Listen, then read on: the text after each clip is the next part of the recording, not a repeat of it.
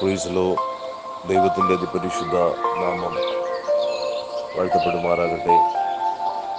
അനുഗ്രഹമേറിയ ഈ നല്ല സമയത്തിനായി കർത്താവിനെ സ്തുതിക്കുന്നു, സ്തോത്രം ചെയ്യുന്നു.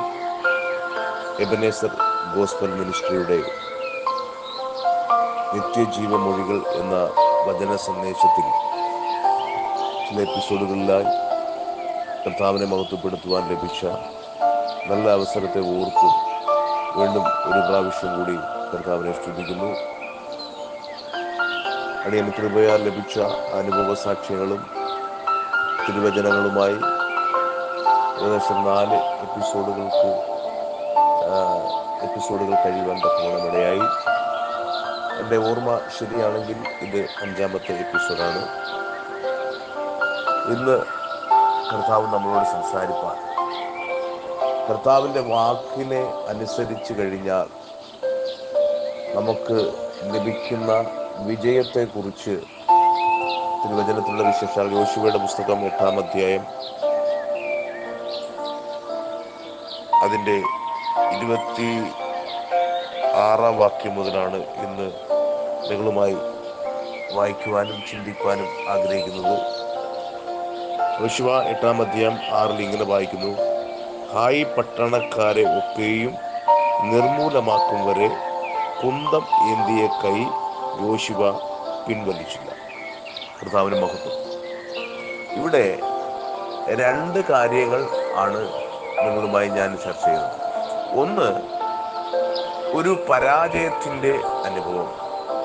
2, ഒരു ജയത്തിൻ്റെ അനുഭവം. ഒന്ന്, പരാജയം ദൈവമായിട്ട് ബന്ധമില്ലാതെ അല്ലെങ്കിൽ ദൈവവുമായി ചർച്ച ചെയ്യാതെ ദൈവവുമായി സംസാരിക്കാതെ ചെയ്ത ഒരു പരാജയവും, എന്നാൽ ദൈവവുമായി സംസാരിച്ചിട്ട് ദൈവം തന്നോട് പറയുന്നത് അതുപോലെ തന്നെ അനുസരിച്ചതുകൊണ്ട് അവിടെ ഒരു ജയവും ഉണ്ടാകും.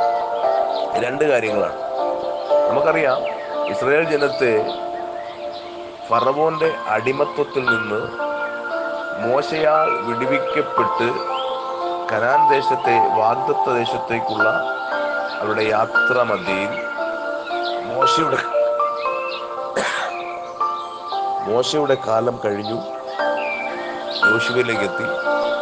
യോശുവ തന്റെ ജനത്തെ, ദൈവത്തിന്റെ സ്വന്തം ജനത്തെ പരിപാലിച്ചുകൊണ്ട് വാഗ്ദത്ത ദേശത്തേക്ക് ഇങ്ങനെ സഞ്ചരിച്ചു കൊണ്ടിരിക്കുമ്പോൾ ദൈവം തങ്ങൾക്ക് അനുകൂലമായി നിന്ന അനവധി സാഹചര്യങ്ങളെ കുറിച്ച്, പിതാക്കന്മാരനുഭവിച്ച പല ദൈവപ്രവൃത്തികളെ കുറിച്ചൊക്കെ നമുക്കറിയാം.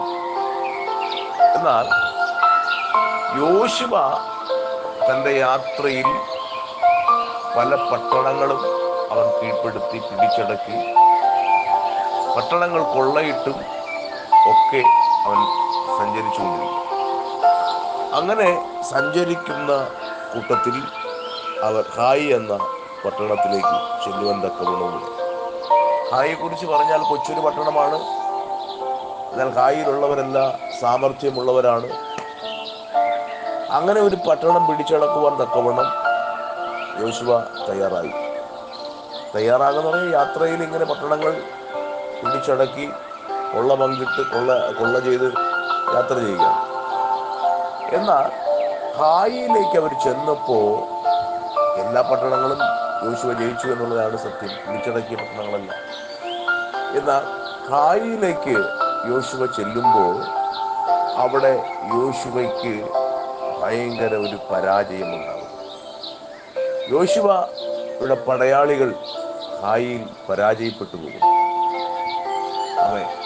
യോശുവ അയച്ച പലരും ഹായിയിലെ വീരന്മാരുടെ വാളിനാൽ കൊല്ലപ്പെട്ടു. പാളയമിറങ്ങിയ കൂടാരത്തിൽ യോശുവ ഇരിക്കുമ്പോൾ തൻ്റെ ജനം ഭയന്ന്, പ്രാണൻ ലഭിച്ചവർ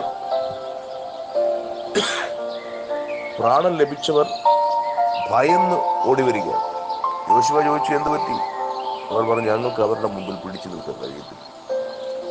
ഞങ്ങളുടെ അടവുകൾ 18 ഞങ്ങൾ പയറ്റി നോക്കി, പക്ഷേ ഹായിയിലെ വീരന്മാരുടെ മുമ്പിൽ ഞങ്ങൾക്ക് എന്ത് ചെയ്യാൻ പറ്റുന്നില്ല, പിടിച്ചു നിൽക്കാൻ പറ്റുന്നില്ല.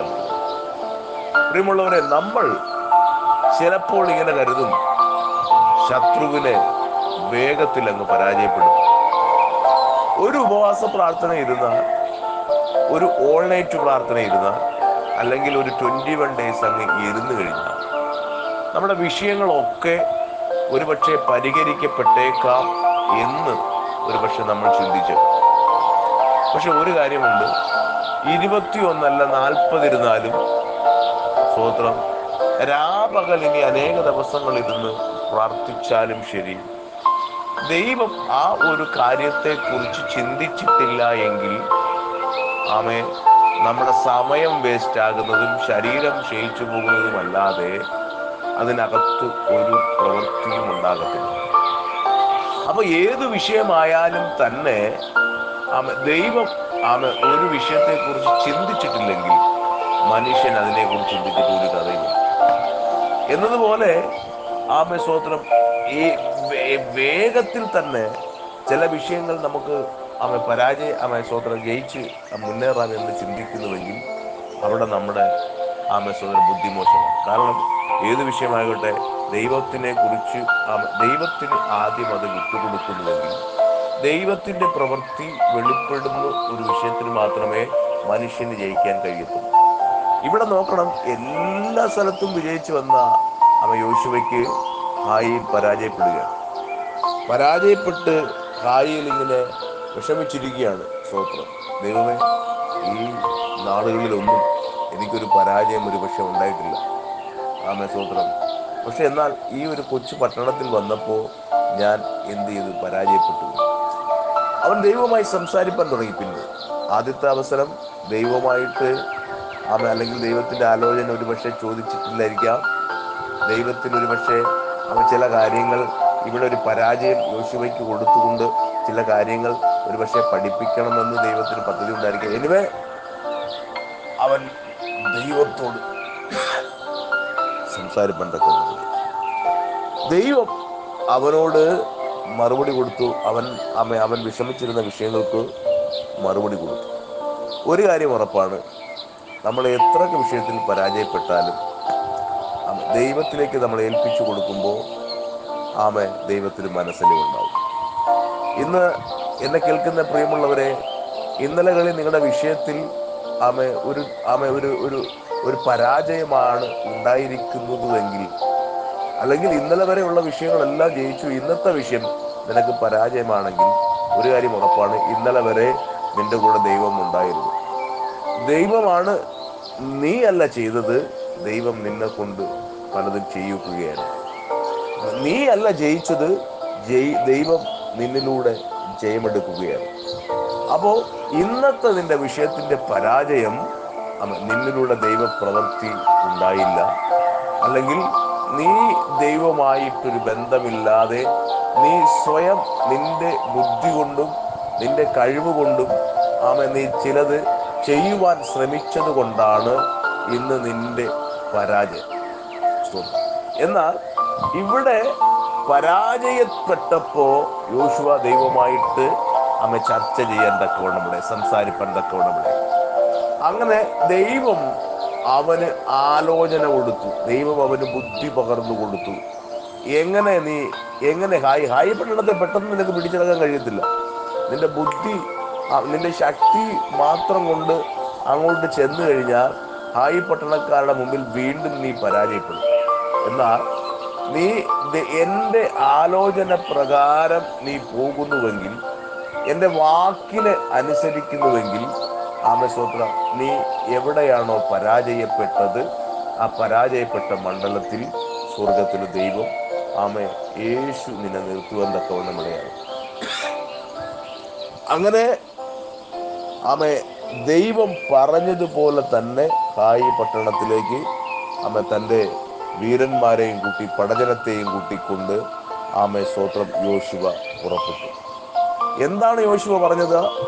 സ്തോത്രം, ഒരു കൂട്ടം ജനം സ്തോത്രം പാളയത്തിന്റെ ഹായി പട്ടണത്തിന്റെ കവാടത്തിന്റെ മുമ്പിൽ കാടുകളിൽ അല്ലെങ്കിൽ ഒളിപ്പാൻ കഴിയുന്ന പ്രദേശങ്ങളിൽ പതിയിരിക്കണം. സ്തോത്രം, പതിയിരിക്കുക എന്നത് ഒരു ആത്മീയ അർത്ഥമുണ്ട്. ആമേ ഒരുപക്ഷെ ദൈവസന്നിധിയിൽ ഇരിക്കുക, ആമേ പ്രാർത്ഥിക്കുക, ഉപവസിക്കുക എന്ന്. ഇന്ന് ഒരുപക്ഷെ ചരിത്രം ഇതിന് ഞാനിപ്പോൾ സംസാരിക്കുന്ന തരത്തിലായിരിക്കത്തില്ല ഇതിനെ പഠിപ്പിക്കുന്നത്. ഞാൻ ഇതിനെ ആത്മാവിൽ ചിന്തിച്ചുകൊണ്ട് ചിലത് നിങ്ങളുമായി പറയുവാൻ ആഗ്രഹിക്കുന്നത്, ഈ ദിനങ്ങളിൽ ഒരു പതിയിരിപ്പ് നമ്മുടെ ജീവിതത്തിൽ ആവശ്യമാണ്. എങ്ങനെ പതിയിരിപ്പ്? ഒരു ഉപവാസത്തിന്റെ പതിയിരിപ്പ്. എല്ലാ വിഷയങ്ങളും ചാടിക്കയറി നീ ഉപവസിക്കരുത്. എല്ലാ വിഷയത്തിന്റെ മേലും നീ ഒരു പതിയിരിപ്പിന് തയ്യാറാവരുത്. ദൈവത്തിന് പദ്ധതിയുള്ള അല്ലെങ്കിൽ ദൈവത്തിന്റെ ശബ്ദം ആലോചന കേട്ട വിഷയത്തിന് സ്തോത്രം നിവർത്തീകരിക്കാൻ പറ്റാതിരിക്കുന്നുവെങ്കിൽ ഒരു കാര്യം ഉറപ്പാ, ദൈവത്തിന് പദ്ധതിയുള്ള വിഷയമാണ്, അത് നിവർത്തീകരിക്കും. ആ നിവർത്തീകരണത്തിന് വേണ്ടി നീ ദൈവസന്നിധിയിൽ ഉപവസിക്കണം. നമുക്കറിയാം, ദാവീദ് ഉപവസിച്ച വിഷയത്തെ കുറിച്ച് നമുക്കറിയാം. ദൈവത്തിന് പദ്ധതിയില്ലെങ്കിൽ, ദൈവത്തിന് ഒരുവനെ വിടുവിക്കുവാൻ മനസ്സില്ല എങ്കിൽ നമ്മൾ ഉപവസിച്ചിട്ടൊന്നും ഒരു കഥയുമില്ല. സ്തോത്രം. അനുദപിച്ചിട്ട് പോലും ഉപവസിച്ചിട്ട് പോലും തലമുറയെ കിട്ടാതെ ഭാരപ്പെട്ട അനുഭവമുണ്ട്. കാരണം ദൈവം ചിലരെ പഠിപ്പിക്കും. അതുപോലെ ഇന്ന് എനിക്ക് നിങ്ങളോട് പറയാനുള്ളത്, ഉപവസിക്കുന്നതിന് ദൈവത്തിന്റെ ഹിതമില്ലാത്ത വിഷയത്തിന്മേൽ നിങ്ങൾ ഉപവസിക്കാൻ പാടില്ല. സ്തോത്രം. നമ്മൾ ഉപവസിക്കുമ്പോഴെല്ലാം മനസ്സിലാക്കേണ്ടത് ദൈവത്തിന്റെ ഹിതമുള്ള വിഷയങ്ങൾക്ക് മാത്രം. ആദ്യം ദൈവത്തോട് സംസാരിക്കുക. അപ്പൊ അങ്ങനെ സ്തോത്രം, ഒരു പതിയിരിപ്പ് നിന്റെ വിഷയത്തിന്റെ പരാജയങ്ങളെ ജയമാക്കുവാൻ തക്കവണ്ണം ദൈവഹിതപ്പെട്ട ദൈവത്തിന്റെ ആലോചന ചോദിച്ചുകൊണ്ട് ദൈവസന്നിധിയിൽ കീഴ്പ്പെട്ടിരിക്കുന്ന ഉപവസിക്കുന്ന ശീലം നമ്മൾക്കുണ്ട്. നേരത്തെ ഞാൻ ഓർമ്മിപ്പിച്ചു, ഉപവാസം കൊണ്ട് എല്ലാം നേടിയെടുക്കാമെന്ന് വെച്ച് കഴിഞ്ഞാൽ ഒരുപക്ഷെ തെറ്റായ ധാരണയാണ്. ദൈവത്തിന് ഹിതമില്ലാത്ത വിഷയത്തിന്റെ മേൽ നമ്മൾ ഉപവസിച്ചു കഴിഞ്ഞാൽ അത് സ്തോത്രം നമുക്ക് ലഭിക്കുവാൻ തക്കവണ്ണം ഇടയാകത്തില്ല. അപ്പൊ ദൈവത്തിന്റെ ഹിതമുള്ള വിഷയം മാത്രം എടുത്ത് ഉപവസിക്കാൻ നോക്കുക. ഉപവസിക്കുന്നവരുടെ പ്രത്യേക ശ്രദ്ധയ്ക്ക് സ്തോത്രം. ഇനി ഉപവാസം എന്ന് പറയുമ്പോൾ നമ്മൾ എന്തൊക്കെയോ കാര്യങ്ങൾ പ്രാർത്ഥിച്ചു, എന്തൊക്കെയൊക്കെ പ്രസംഗിച്ചിട്ടൊന്നും ഒരു കഥയില്ല. യോവേൽ പ്രവചനത്തിൽ ഉപവാസത്തെ കുറിച്ച് പ്രത്യേകം പറയുന്നുണ്ട്.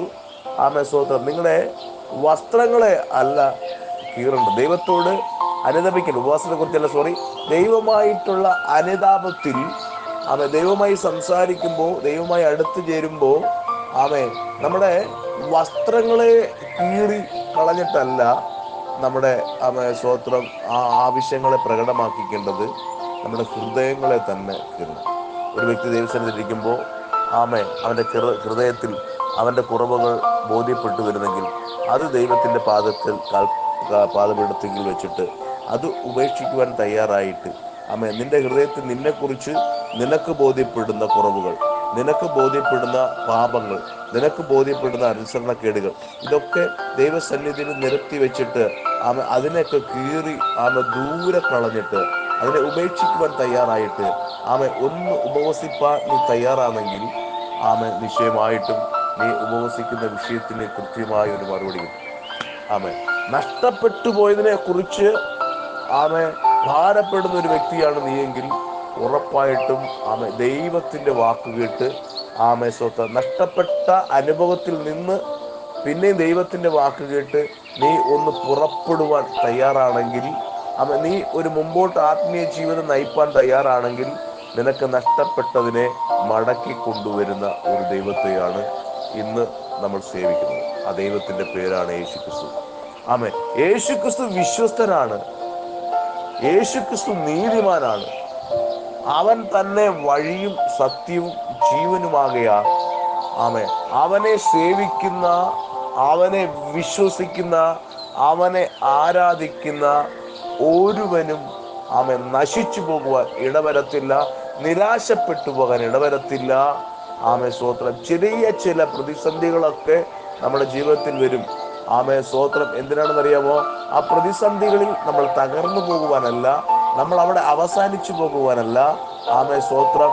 നമ്മൾ ജീവിതത്തിൻ്റെ മേഖലകളിൽ, ആത്മീയ മണ്ഡലങ്ങളിൽ സ്തോത്രം ചില പുതുക്കം പ്രാപിക്കേണ്ടതിന്, ചില സ്തോത്ര ക്രമീകരണങ്ങൾ പ്രാപിക്കേണ്ടതിന്, അതുമല്ലെങ്കിൽ ദൈവമായി കൂടുതൽ അടുക്കേണ്ടതിന് പ്രതിസന്ധികളൊക്കെ ഒരു പക്ഷെ നമ്മുടെ ജീവിതത്തിലുണ്ടാകും.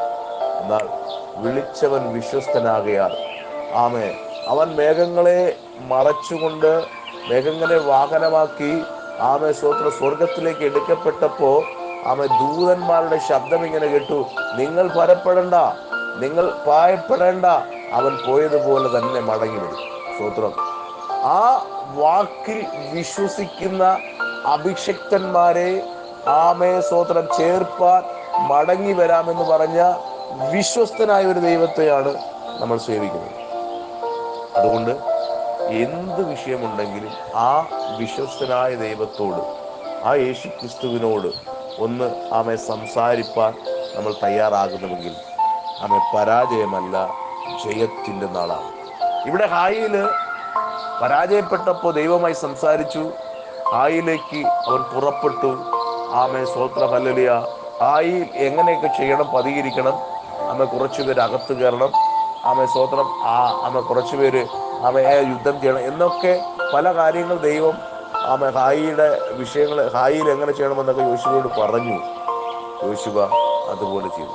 മാത്രമല്ല, ഇവിടെ നമ്മൾ വായിച്ചത് 8:26 വായിക്കുന്നു, യഹോവ സ്തോത്രം ഹായി പട്ടണക്കാരെ ഒക്കെയും നിർമൂലമാക്കും വരെ കുന്തം ഏന്തിയ കൈ യോശുവ പിൻവലിച്ചു.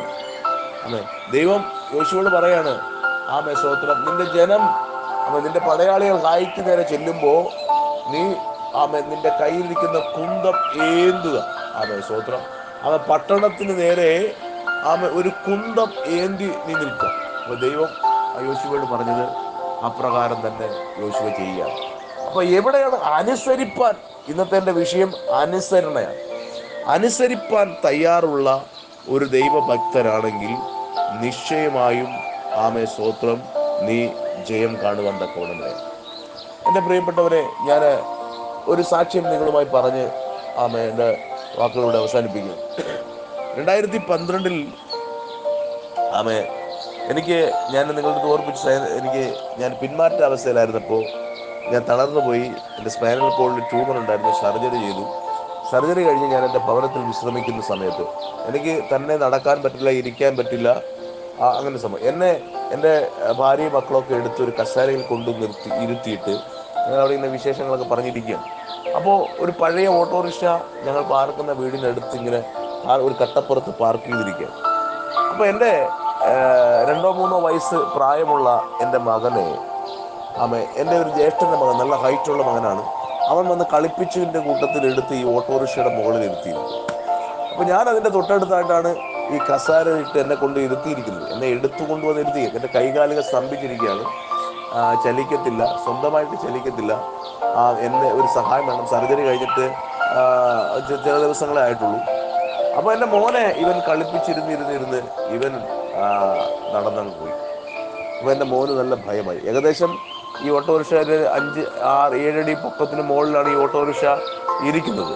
അപ്പോൾ ഞങ്ങൾ പൊതുവേ പൊക്കം കുറഞ്ഞവരാണ് എല്ലാവരും. അപ്പോൾ ഈ ജ്യേഷ്ഠൻ്റെ മകൻ നല്ല ഹൈറ്റുള്ളവരാണ്, 6 അടിക്ക് മുകളിൽ ഹൈറ്റുള്ള മകനാണ്.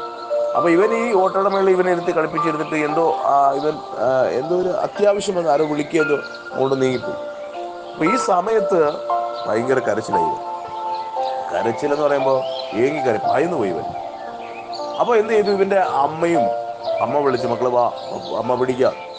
അപ്പോൾ എൻ്റെ ഫാദർ ഉണ്ടായിരുന്നു. അവൻ പറഞ്ഞു, വാ മക്കള് വാ, അപ്പം പിടിക്കാം എന്നൊക്കെ എല്ലാവരും വിളിച്ച് പറഞ്ഞിട്ടും ഇവന് അവിടുന്ന് ചാടാനാണ് പറയുന്നത്. കാരണം കൈ കൊണ്ട് പിടിക്കാൻ പറ്റില്ല നമുക്ക്. ഞാൻ നേരത്തെ പറഞ്ഞ എല്ലാവരും പൊക്കം കുറവാണ്. അപ്പോൾ കൈ പിടിക്കാൻ കഴിയാത്തതുകൊണ്ട് മക്കള് വാ വാ എന്ന് എല്ലാവരും ഇങ്ങനെ വിളിക്കുകയാണ്. പക്ഷെ ഇവൻ ഭയന്നങ്ങ് കരയുകയാണ്. എന്ത് ചെയ്തിട്ട് കരച്ചു തീർക്കുന്നു. അപ്പോൾ അപ്പാപ്പൻ പറയുന്നു, അമ്മ പറയുന്നു, എല്ലാവരും പറയുന്നു ഇതൊന്നുമില്ല. പക്ഷേ ഞാൻ ഈ കസാരയിലൊന്ന് അനങ്ങാൻ ശ്രമിച്ചുകൊണ്ട് മോനെ ചാട്ര എന്ന് പറഞ്ഞത്, മക്കൾ വാ എന്ന് പറഞ്ഞതും ഇവൻ എടുത്തൊരു ചാട്ടം എൻ്റെ മുകളിലേക്ക് ചാടുകയും ഞാൻ ഇവനെ പിടിച്ചുകൊണ്ട് ഞാൻ മലർന്നങ്ങ് വീഴുവാൻ തക്കവണ്ണം ഞാൻ എന്തുകൊണ്ടാണ് ഇതിവിടെ പറയുവാനൊരു കാരണം എന്ന് പറഞ്ഞു കഴിഞ്ഞാൽ, അവനെ ജ്യേഷ്ഠൻ്റെ മകൻ എടുത്തു വെച്ചു. ഒക്കെ കളിപ്പിച്ചിരുന്നു, അവൻ പോയി. സ്തോത്രം. എന്നാൽ അവിടെ നിന്നുകൊണ്ട് അവൻ്റെ അമ്മ പറയുന്നു, അപ്പാപ്പൻ പറയുന്നു, എല്ലാവരും പറയുന്നു മക്കള് ചാടാൻ. അവർക്ക് അവരെ മേലൊന്നും അവനൊരു വിശ്വാസമില്ല. അവൻ്റെ ആ വിശ്വാസം അവർക്കില്ല. അവന് അവരോട് വിശ്വാസമില്ല. എന്നാൽ ഓപ്പറേഷൻ കഴിഞ്ഞ് ശരീരം ഒന്ന് ചലിക്കാൻ പോലും പറ്റാത്ത തരത്തിൽ കസാരയിൽ ഇരിക്കുന്ന ഞാൻ ഒന്ന് ചലിക്കാൻ ശ്രമിച്ചുകൊണ്ട് മോനെ വാടാ എന്ന് പറഞ്ഞപ്പോൾ അവൻ എടുത്തൊരു ചാട്ടം എൻ്റെ മേൽ ചാടുവാൻ ഒരു കാരണം, അവനൊരു കാര്യം ഉറപ്പാണ്, അമ്മയൊക്കെയാണ് അപ്പാപ്പനൊക്കെയാണ്, പക്ഷേ ഇതെൻ്റെ അപ്പനാണ്. അവരൊരു പക്ഷേ എന്നെ ഒരു പക്ഷേ കൈവിട്ടേക്കാം. സ്തോത്രം. അവർക്കൊരു പക്ഷേ എന്നെ താങ്ങാനുള്ള ബലമില്ലായിരിക്കാം എന്ന് ആ ഒരു കുഞ്ഞു മനസ്സൊരു പക്ഷെ ചിന്തിച്ചേക്കാം. എന്നാൽ എൻ്റെ അപ്പനിപ്പോൾ ശാരീരികമായി ക്ഷീണമാണ്, ഓപ്പറേഷൻ കഴിഞ്ഞിരിക്കുകയാണ്, എല്ലാം ഒക്കെയാണ്. പക്ഷേ എങ്കിലും എത്ര ശാരീരികമായി ക്ഷീണം വന്നാലും ഞാൻ ചാടിയാൽ എൻ്റെ അപ്പൻ എന്നെ ചേർത്ത് പിടിക്കും. എന്നോട് ചാടാൻ പറഞ്ഞത് എൻ്റെ അപ്പനാണ്. ആ അപ്പൻ ചാടുവാൻ പറയുന്നതിൻ്റെ പിന്നിൽ കൈവിട്ടിട്ട് മാറിപ്പോകുന്നതല്ല. ഇനി അപ്പൻ്റെ പ്രാണൻ പോയാലും ശരി, ആ അപ്പൻ എന്നെ പിടിക്കുമെന്ന് 2-3 വയസ്സ് പ്രായമുള്ള കുഞ്ഞു മനസ്സിൽ ഒരു ഉറപ്പുള്ളൊരു വിശ്വാസം ഉള്ളത് കൊണ്ടാണ് അവൻ എൻ്റെ നേരെ ചാടുവാൻ തക്കവണ്ണം ഇടയായത്. ഞാൻ അവനെ ചേർത്ത് പിടിച്ചു. എൻ്റെ കൈകൾക്ക് ബലമില്ല, പിടിക്കാൻ കഴിയുന്നില്ല. പക്ഷേ ഞാൻ അവൻ്റെ ഹൃദയം കൊണ്ട് ചേർത്ത് പിടിച്ചിട്ട് ഞാൻ അവനുമായി വീഴുവാൻ തക്കവണ്ണം ഇടയായി. എന്നെ കേൾക്കുന്ന പ്രിയമുള്ളവരെ, ഇതുപോലെ ഒരപ്പൻ തന്നെ കൈവിടാതെ ചേർത്ത് പിടിക്കുമെന്ന് 2-3 വയസ്സ് പ്രായമുള്ള എൻ്റെ മകന് അങ്ങനെ ഒരു ചിന്ത ഉണ്ടായെങ്കിൽ ഇന്ന് സ്തോത്രം നിങ്ങളോട് പറഞ്ഞത്, നമ്മളെ സ്തോത്രം ആകാശവും ഭൂമിയും ഉണ്ടാക്കിയതിന് ശേഷം മനുഷ്യനെ ഉണ്ടാക്കി അവൻ്റെ മേൽ ശ്വാസം പകർന്നു. അവൻ സ്തോത്രം ദൈവത്തെ ആരാധിപ്പാൻ വേണ്ടി ദൈവം ആഗ്രഹിച്ചു. എന്നാൽ മനുഷ്യൻ തെറ്റിപ്പോയി, പാപം ചെയ്തു, ദൈവ തേജസ്സിൽ നിന്ന് അകന്നുപോയി, ദൈവമായി അകന്നുപോയി. പിന്നെയും ദൈവത്തിനോട് തങ്ങളെ ചേർക്കുവാൻ തക്കവണ്ണം അതേ ദൈവം തന്നെ സ്തോത്രം ഭൂമിയിൽ അവതരിച്ചു മനുഷ്യനായി വന്ന ഒരു യാഗത്തോടു കൂടി ദൈവത്തെയും മനുഷ്യനെയും പിന്നെയും ചേർത്ത് പ്രാണൻ കൊടുത്ത ഒരു ദൈവം ഇന്ന് സ്തോത്രം നിന്നോട് എനിക്കിങ്ങനെ പറയുവാൻ കഴിയും, ആ ദൈവം നിന്നെ കൈവിട്ട് കളയത്തില്ല. ആ ദൈവത്തിന്റെ വാക്കനുസരിച്ച് കഴിഞ്ഞാൽ ആ ദൈവം നിന്നെ ഒരിക്കലും കൈവിട്ട് കളയത്തില്ല. വിശ്വസിക്കുന്നവർ എത്ര പേരുണ്ടോ അവർക്കൊരു ആമേൻ പറയാം. ആ ദൈവത്തിന്റെ കാര്യത്തിൽ ഒന്ന് ഏൽപ്പിച്ചു കൊടുക്കുന്ന മനുഷ്യന് ഒരു കാലത്തും പരാജയപ്പെടേണ്ടി വരത്തില്ല. ഇവിടെ പരാജയപ്പെട്ട സ്ഥലത്ത് ഹായി എന്ന പട്ടണത്തിൽ യോശുവ ദൈവത്തിന്റെ വാക്കനുസരിച്ച് കൊണ്ട് കുന്തമേന്തിക്കൊണ്ട് അവിടെ നിൽപ്പാൻ തക്കവണ്ണം ഇടയായി. ഇസ്രായേൽ ജനം ഒരുമിച്ച് ഹായി പട്ടണത്തെ നിർമൂലമാക്കും വരെ സ്തോത്രം ഹായിക്കെതിരെ കുന്തമേന്തിക്കൊണ്ട് യോശുവ നിൽപ്പാൻ തക്കവണ്ണം ഇടയായി. ഹല്ലേലൂയ. നോക്കണം, പരാജയപ്പെട്ട സ്ഥലത്ത് ദൈവമായിട്ടൊരു ഒരു ആലോചന നടത്തി അവിടേക്ക് മടക്കിക്കൊണ്ടുപോയി ദൈവം പറഞ്ഞ വാക്കിനെ യോശുവ അനുസരിച്ചു. ഹായിയെ അവർ ഉന്മൂലം ചെയ്യുവാൻ തക്കവണ്ണം, നാശം ആക്കുവാൻ തക്കവണ്ണം ഇടയായി. ഇന്ന് എന്നെ കേൾക്കുന്ന പ്രിയമുള്ളവരെ, നിന്റെ വിഷയങ്ങളുടെ മുമ്പിൽ നീ പരാജയപ്പെട്ടിരുന്നതാണോ? നിന്റെ വിഷയങ്ങളുടെ മുമ്പിൽ നീ മൗനമായിരുന്നതാണോ? നിന്റെ ശത്രു നിന്നേക്കാൾ ശ്രേഷ്ഠനാണെന്ന് നിനക്ക് തോന്നിയോ? സ്തോത്രം. എന്നാൽ ഇന്ന് അതെല്ലാം നിന്റെ ദൈവത്തിന്റെ കാര്യത്തിൽ ഏൽപ്പിച്ചു. അവൻ വിശ്വസ്തനാണ്. അവൻ വാക്കു പറഞ്ഞാൽ മാറുന്ന ദൈവമല്ല. സ്തോത്രം. അതുകൊണ്ട് ആ വിഷയം മുഴുവനും ഇന്ന് നിന്റെ ദൈവത്തിന്റെ കയ്യിൽ ഏൽപ്പിച്ചു കൊടുത്തിട്ട് ആ ദൈവം നിന്റെ കാതിൽ സംസാരിക്കും.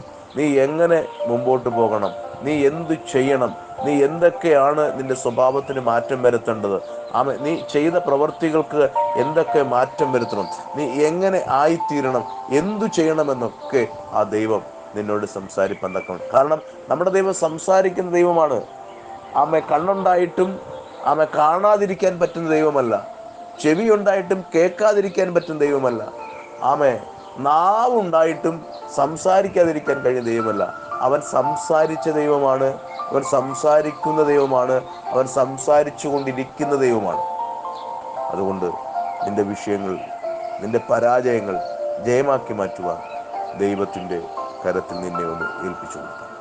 ആ ദൈവമായി നീ സംസാരിച്ചാട്ടെ അവൻ നിന്റെ ജീവിതത്തിൽ അത്ഭുതം ചെയ്യുവാൻ തക്കവണ്ണം ഇടയായിത്തീരും. ഒരു 2 വയസ്സുള്ള കുഞ്ഞിനെ പോലെ എൻ്റെ ദൈവം വിശ്വസ്തനാണ്, അവൻ എന്നെ വിളിച്ചിരിക്കുകയാണ്, അവനാ എന്നോട് പറഞ്ഞത് പൊക്കൊള്ളുക, നിന്റെ പരാജയത്തെ ഞാൻ ജയമാക്കി തരാം, നീ പൊയ്ക്കൊള്ളുക എന്ന് പറഞ്ഞത് നിന്റെ ദൈവമാണ്, അവനാണ്, യേശുവാണ് നിന്നോട് സംസാരിക്കുന്നത്. വിശ്വസിപ്പാൻ നീ തയ്യാറാണ്. ആ യേശുവിലൊന്ന് പൂർണ്ണമായ ഒരു വിശ്വാസം കൈവരിച്ചുകൊണ്ട് വിശ്വസ്തനായ ദൈവത്തിൻ്റെ മുമ്പിൽ ഞാൻ നിൽക്കും, വിശ്വസ്തയോടെ നിൽക്കും, ഞാൻ എൻ്റെ ദൈവവുമായി എല്ലാ വിഷയങ്ങളും പങ്കുവയ്ക്കും എന്നൊരു തീരുമാനം എടുത്തുകൊണ്ട് നിന്റെ പരാജയപ്പെട്ട വിഷയങ്ങൾ ഇന്ന് ദൈവകരത്തിൽ കൊടുത്തുകൊണ്ട് നീ ദൈവത്തിൻ്റെ വാക്കിന് അനുസരിച്ച് ജയത്തോടെ മുന്നേറുവാൻ തക്കവണ്ണം ഇടയാകട്ടെ എന്ന് ആത്മാർത്ഥമായി ആഗ്രഹിച്ചു പ്രാർത്ഥിച്ചുകൊണ്ട് എൻ്റെ വാക്കുകൾ ഇവിടെ ഉപസംഹരിക്കുന്നു. എല്ലാവരും കർത്താവ് ധാരാളമായി അനുഗ്രഹിക്കുമാറാകട്ടെ. ആമേൻ. God bless you. സ്നേഹപൂർവ്വം pastor Sabu Anchal. Thank U.